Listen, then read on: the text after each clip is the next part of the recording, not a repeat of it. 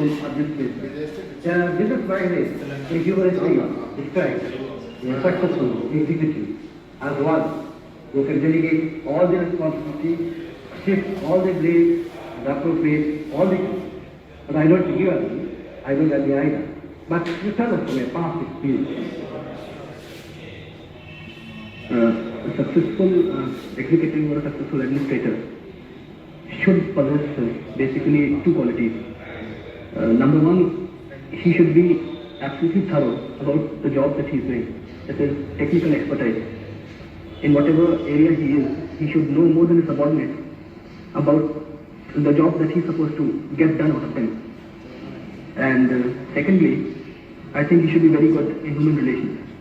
That is, in establishing a good working relationship with his subordinates and his superiors and his peers. These two qualities, I think, are the essential qualities of a successful executive. What about leadership? Leadership, I think, is a specific quality which comes in that human relations aspect. That is a general, there is a general quality which contains a lot of specific factors like leadership, motivation of subordinates, good relations within the office, no acrimony between peers. So all these things, I think, should be covered by a general factor, general quality of human relations, good human relations. Because if the things are administrator, you have to lead the team, you have to be a good leader. Yes, sir. Thank you. Mr. Usmani, I find that you have offered two papers on local history. Yes, sir, the lower and the higher. I see. I would just like to put a question or two on this areas that you have studied. What would have been the consequences of a decision to open the second front not on Normandy beach, but in Southeast Europe, in the Balkan area somewhere there? If the Second World War, if the second front had been opened in the south of Europe, that is in the Balkans, then the Americans and the British armies would have been able to come across all these countries. Mr. Usmani, I'll take you up from one of the answers you gave to my colleague. Yes, ma'am. You said international law started with the Crimean War and came to be respected after the Crimean War. Can you explain that? Prior to the Crimean War, the character of international law was primarily as a law between Christian nations. It was only after the Crimean War that Turkey was included in the family of nations. And being a non-Christian country, the character of international law became really international after that. What would you say is the position of international law? Can you please elaborate this question? You see, because the general impression is that international law is not respected by the different nations of the world. The question that you're asking is primarily that whether international law is a law at all, or does it have any validity in the contemporary world? Well, it does not have a validity which is comparable to municipal law in a country, but it certainly has a validity of its own, because there are certain kinds of sanctions which are imposed on a country which does not obey international law. For instance, the first and the most important sanction is that of the United Nations.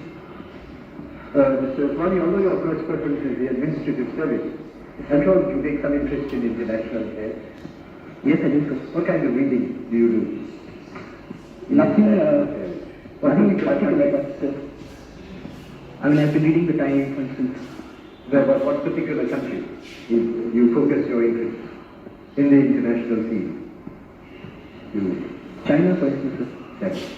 What about the Arab world, for instance? I'm interested in that also. You know, because in November last, a very historic trip was made by President Sadat to Israel. Yes, sir. What kind of significance do you see in that? Could you evaluate for us how do you see that trip of Sadat? So by making the trip, Sadat, in a way, gave de facto recognition to Israel. Not de jure, but de facto recognized that Israel is a country which exists. Till then, the Arab world has had more or less negated the existence of Israel. They have not been willing to accept that Israel exists. So that is the significance of But it. there's caused a lot of hostility in the rest of the Arab world. Do you think he'd be able to pull it off, so to speak? You know, a lot of countries like Saudi Arabia Yes, sir. and Jordan, Syria. So you don't think it's too much of a risk? Sir, I think personally that Sadat is looking after the interest of Egypt more than the interest of the Arab world. That is, he is going away from the course that Nasser had laid for Egypt Yes. as a leader of the Arab world. Yes. And by making this move, he has sort of taken a decision that Egyptian interests should also be taken into account. Javed, I see here that you studied for some time in Government Technical College, Bareilly. Yes, sir. I give you a small situation round about Bareilly. Yes, sir. Now, supposing you are living in a village between river Ramaganga and Bareilly, and you have qualified for this interview. You have planned to leave early in the morning, 3 o'clock, 3 a.m., to catch the train from Bareilly, to reach here for this interview this morning at 10 o'clock. When you are getting ready, you see, or you hear long noise from the nearby pond or river Ramganga, which was in space, and water is gushing towards your village.